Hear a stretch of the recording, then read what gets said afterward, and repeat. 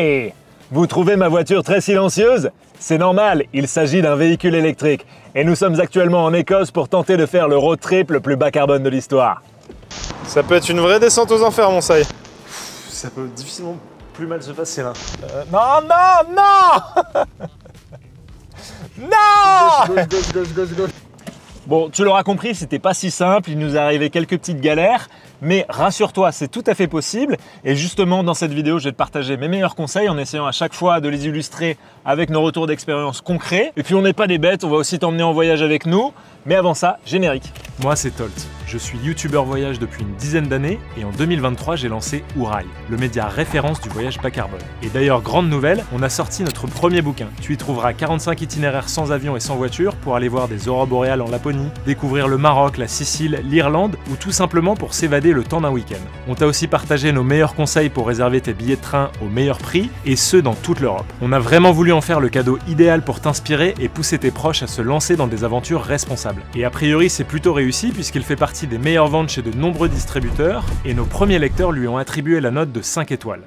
Avant de te partager notre expérience et nos conseils, tu te demandes peut-être si ça vaut le coup de louer une voiture électrique. Selon l'Agence internationale de l'énergie, le transport représentait 43% des émissions de CO2 en Europe pour l'année 2022. C'est donc le secteur qui participe le plus au réchauffement climatique et il est urgent de revoir nos façons de nous déplacer, en privilégiant notamment les transports en commun ou le vélo. Mais malheureusement, ces modes de déplacement ne sont pas adaptés à toutes les situations. Et dans ces cas-là, la voiture électrique peut donc être une solution intéressante pour découvrir une région ou un pays, puisqu'elle offre plus de liberté que les transports en commun et permet de se déplacer plus rapidement qu'à vélo, sans émettre de gaz à effet de serre à l'utilisation. Et la précision est importante puisque pour calculer l'empreinte carbone d'un véhicule, il convient de prendre aussi en compte les émissions de gaz à effet de serre en amont, liées à la fabrication et la production de l'électricité qui sert à faire rouler la voiture, ainsi que les émissions en aval, liées au recyclage de la batterie et au traitement des autres composants du véhicule en fin de vie. Lorsqu'on prend en compte tous ces éléments, on s'aperçoit que la production et la fin de vie d'une voiture électrique émettent bien plus de gaz à effet de serre que pour un véhicule thermique. Cependant, ces émissions excédentaires peuvent être très largement compensées à l'utilisation si l'électricité qui fait rouler la voiture est peu carbonée. Par exemple, en France, on considère qu'il faut parcourir seulement 30 à 40 000 km pour que le bilan carbone de la voiture électrique sur l'ensemble de son cycle de vie soit meilleur que celui d'une voiture thermique. Mais quid de l'Écosse ? En Écosse, le mix électrique est excellent. Par exemple, en 2022, 87,9% de l'électricité produite en Écosse était issue des énergies renouvelables ou du nucléaire. Et ce chiffre devrait même continuer à grimper dans les années à venir. Enfin, gardons en tête que contrairement aux voitures particulières qui restent immobiles 95% de leur temps et présentent un taux d'occupation peu élevé avec une moyenne de 1,43 passagers pour les trajets de moins de 100 km, les voitures de location ont quant à elles un taux d'utilisation et de remplissage nettement plus élevé. La dette carbone liée à la fabrication des batteries est donc d'autant plus vite amortie. En conclusion, louer une voiture électrique pour ton séjour en Écosse est une excellente solution pour limiter l'empreinte carbone de ton voyage. Cependant, découvrir le pays en transport en commun est aussi tout à fait possible. Ce sera le sujet de ma prochaine vidéo et tu peux d'ores et déjà retrouver 3 itinéraires sans voiture sur ourail.voyage. Pour calculer le budget total de notre road trip en véhicule électrique, je parle uniquement du transport, j'ai identifié 3 postes de dépenses: la location du véhicule, les recharges et les frais divers comme le parking ou les contraventions. En ce qui concerne l'utilisation d'une Polestar 2 LRSM, donc une voiture plutôt haut de gamme, sachant qu'on a fait ce voyage fin août, la location chez Hertz nous a coûté à peu près 370 € pour 11 jours de location. Ce qui était légèrement plus cher que la location d'une Kia Picanto et légèrement moins cher qu'une Opel Corsa sur la même période. Les prix pouvant évidemment fluctuer en fonction de la période de l'année où tu loues. Pour ce qui est des recharges, ces dernières nous ont coûté autour de 200 € pour 2170 km parcourus, soit à peu près 9 centimes par kilomètre. A noter que le prix des chargeurs dépend de leur puissance, plus la recharge est rapide, plus elle est chère, et qu'il est possible de recharger gratuitement dans certains hôtels. À titre de comparaison, 1 litre d'essence coûtait à peu près 1,75 € au moment de notre voyage. Selon l'ADEME, une voiture essence récente consomme en moyenne 6,8 litres au 100 km. On peut donc estimer que le coût du carburant pour un véhicule essence est de 12 centimes par kilomètre. Ce qui veut dire qu'une voiture thermique nous aurait coûté 260 € d'essence pour 2170 km. En plus de la location et des recharges électriques, nous avons dû payer 41,20 € de parking. Attention, au Royaume-Uni, la grande majorité des parkings sont payants, même ceux de certains supermarchés, et on en a fait les frais. Après avoir laissé notre véhicule à une borne de recharge sur le parking d'un Lidl pendant à peu près 2 heures, on a eu la mauvaise surprise de recevoir une amende de 87 livres. Un panneau indiquait que les véhicules stationnés pendant plus de 90 minutes donneraient lieu à une contravention, mais on n'avait pas du tout imaginé que cela s'appliquait aussi aux véhicules en train de charger. On te recommande donc de bien vérifier la signalétique lorsque tu gares ta voiture quelque part, que ce soit simplement pour stationner ou pour recharger. En comptant cet imprévu à la note assez salée, cela nous amène donc à un total de 715,20 € pour 11 jours de road trip en voiture électrique. va pas se le cacher, cette expérience de road trip électrique en Écosse nous a permis de commettre pas mal d'erreurs dès le tout début du séjour, et avant de te partager nos conseils pour rendre ton voyage plus agréable, je te propose de revivre certaines de nos mésaventures. Incorrect card. Bon, bah on va aller tester une autre station de chargement. Ça commence à se compliquer un peu. On a enfin trouvé une station de chargement, mais apparemment elle n'est pas repérée par l'application. Après un 5e essai, peut-être qu'on va réussir. Alors, ça n'a pas fonctionné sur cette 3e. Ça se passe super mal. Non, non, non non. Gauche. Pas de complications. Ça se passe très mal sur le chargement de la voiture. Très mal. On a fait bien 4-5 bornes. À chaque fois, il y avait un problème. Soit on pouvait pas payer parce qu'il fallait une carte d'abonné ou je sais pas quoi. Là, on a passé un coup de fil à, je sais plus comment ça s'appelle, mais Charging Scotland, un truc comme ça. Ça n'a pas été d'une grande utilité. Donc là, on va essayer de passer à l'hôtel pour voir s'ils ont un parking où on pourrait peut-être brancher sur une prise de secteur normal. Sachant qu'on a vu a priori sur internet qu'il n'y avait pas de parking dans l'hôtel, donc ça s'annonce plutôt mal. La réception n'a pas beaucoup de bons conseils à nous donner. D'ailleurs, c'était la première fois qu'ils voyaient quelqu'un avec un véhicule électrique se ramener dans le centre-ville comme ça. Donc là, on va juste poser les bagages et puis on va retourner en quête d'un endroit pour remettre la voiture à charger pendant la nuit. Ça peut être une vraie descente aux enfers, mon saï.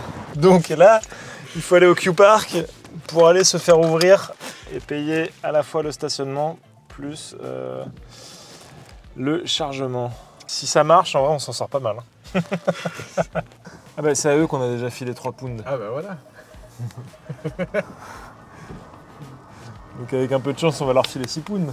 If you're unable to download the Blink app, there's not much I can do. I can open the barrier for you. The phone number for you, please. Donc là, ce qui vient de se passer, c'était vraiment magnifique puisque donc c'est quoi le nom de l'application là du truc de Blink. Voilà, Blink. Donc en fait, il y a des chargeurs qui s'appellent Blink. Apparemment, c'est un gros opérateur pour charger des véhicules électriques. Et donc on appelle le numéro du service client qui était affiché sur la borne. Et donc j'explique la situation à la personne et je lui dis là on est censé télécharger une application mais c'est pas possible puisque ça nous dit que l'application n'est pas disponible dans notre pays. Donc on lui demande si elle a une solution pour nous. Elle fait alors attendez, je veux bien prendre votre adresse email. Donc bref, elle nous demande pas mal d'infos, ça prend quelques minutes. Sachant qu'avant ça, on avait bien attendu une petite 5-10 minutes. Ouais. Donc on sait pas si le numéro est payant, enfin bref.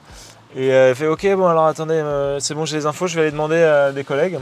Et donc en fait elle revient pour me dire, alors j'ai demandé à mes collègues, vous pouvez essayer de télécharger l'application, mais je peux pas vous garantir que ça va marcher si vous venez d'un autre pays. Donc en fait elle me... Bref, 15 minutes de perdu, c'est pas grave, ça fait juste 1h30 qu'on cherche à se charger. Ça se passe plutôt mal, mais on garde le sourire. Ça c'est du chargeur lent. Sorry, no card detected. Ça peut difficilement plus mal se passer là. Donc là, on est dans le parking du Hilton, en gros. J'ai essayé de payer, mais il n'a pas détecté ma carte. Donc en fait, à chaque fois, c'est une nouvelle raison de... On a la poisse, quoi. On commence à fatiguer, mais on a peut-être trouvé une solution. Donc on a trouvé un chargeur sur un beau parking Lidl. Et là, on a enfin réussi à télécharger l'application nécessaire à faire le chargement. Donc ça, c'est déjà une bonne nouvelle parce que certaines applications, c'est tout simplement pas possible de les télécharger. Donc là, on va voir si on y arrive. Communication problème. Ah, ça marche. On y est. On y est. Franchement, je suis tellement heureux que ça finisse par fonctionner. On va profiter de ce petit moment de charge pour aller faire des courses et acheter un petit peu de nourriture pour la suite du séjour. Tu l'auras peut-être compris, c'est exactement à ce moment-là qu'on a pris l'amende de 90 livres que j'ai mentionné précédemment, parce qu'après les courses, on a aussi décidé d'aller visiter la magnifique université de Glasgow.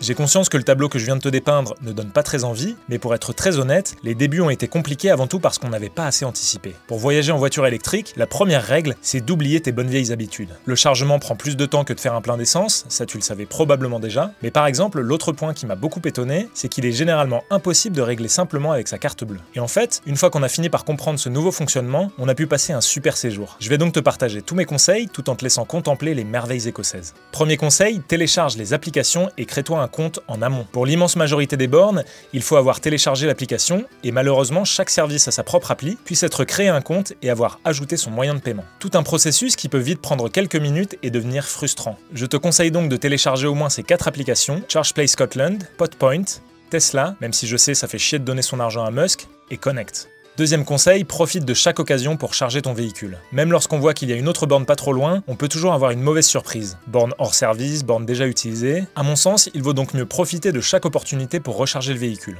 Besoin de faire des courses? Choisis un supermarché avec une borne. Même si ça ne dure que 15 minutes, c'est toujours ça de prix. Tu hésites entre 2 hôtels? Choisis celui qui a un chargeur. Cela pourra te permettre de recharger pendant la nuit et de partir le lendemain avec la batterie chargée. Et parfois, tu peux même recharger sur certains sites touristiques. On vient de faire une petite randonnée pour aller voir The Old Man of Storr. C'est l'un des lieux emblématiques de l'île de Skye. C'est absolument somptueux, même si la météo n'était pas trop au rendez-vous. Mais la vraie bonne nouvelle, c'est que sur le parking, il y a ce qu'on appelle un Destination Charger. C'est un chargeur qui est un peu plus lent et justement qui permet de charger sa voiture en quelques heures. Par exemple, nous on a fait 2h30, la voiture était à 56% et là elle est repassée à 90%. Pour moi c'est le mode de chargement parfait puisque tu peux recharger ta voiture en profitant de ton activité. Et l'autre petit point positif, eh bien, c'est que tu peux profiter du parking sans avoir à payer.